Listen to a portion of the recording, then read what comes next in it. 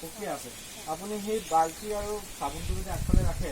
আপুনি পানী এক বাল্টি যদি চাবোন এটা আপুনি 10 টকা দি চাবোন এটা কিনি ইমান দাম মানে নহয় কিন্তু আজি ডাঙৰ ডাঙৰ দেশবিলাকত 10 কোটি টকা হৈও মানুহ জীয়াই থাকিব পৰা নাই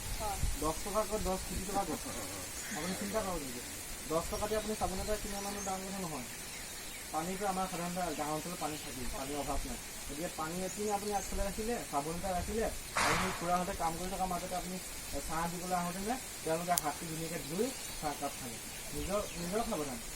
আৰু সেই খুৰাজনৰ হাতটো ধোৱাৰো এটা প্ৰচেছ আছে চাবোনটো লৈ এনেধৰণে ধৰিলে নহ'ব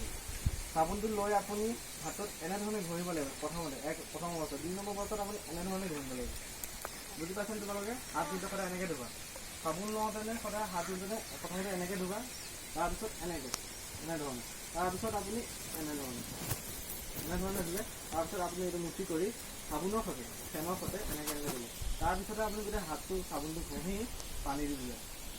আমি চাবোনটো ঘঁহাৰ 2-3 ছেকেণ্ডৰ পিছতে পানী দি ধুই দিলে লাভ নাই কমেও 20-30 ছেকেণ্ড আমি চাবোনটো ঘঁহি 20-30 ছেকেণ্ড চাবোনটো ঘঁহি আমি সাধাৰণ পানী দিব লাগিব তেতিয়া আমাৰ ভাইৰাছটো মুক্ত হ'ব কাৰণ হাতত মেইনলি প্ৰধানকৈ আমাৰ হাততে ভাইৰাছটো থাকে হাতত আৰু তোমালোকে যদি এতিয়া খুৰাই যদি হাতটো ধুই চাহকাপ খোৱা সৰু বাচ্ছা এটা দেখিলে বাচ্ছাটোক যদি আপুনি বিস্কুট এটা দিয়ে সি ভাবিব মোৰ হাতটো ধুই লওঁ হয় নহয় আমাৰ ডাঙৰখিনি কৰিলে সৰুখিনি শিকিব গতিকে সেই ডাঙৰজনে যদি হাতটো ধুই পেলাই যদি ধুনীয়াকৈ চাহকাপ খালে সেই সৰু বাচ্ছাটো সৰু ল'ৰাটো আমি হাতটো ধুই নিজে ধুব সি ধুনীয়াকৈ হাতটো ধুই চাহকাপ খাব বা বিস্কুটটো খাব গতিকে সেই আমি ডাঙৰখিনি কৰিলে সৰুখিনি শিকিব গতিকে 3টা কথা মনত ৰাখিব 1 নম্বৰ আমি যাতে একদম ঘৰত ঘৰৰ বাহিৰলৈ যাতে ক'তো নাযাওঁ অতি জৰুৰী হ'লেহে আমি ঘৰৰ বাহিৰলৈ যাওঁ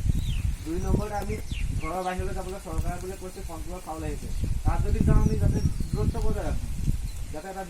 ৰাখোঁ ইজনৰ পৰা সিজনৰ সেই দূৰত্ব বজাই ৰাখিব লাগিব আৰু যাতে সেই বস্তুখিনি ক্ৰয় কৰি আনি ঘৰত সোমাওঁতেনে সাৱধান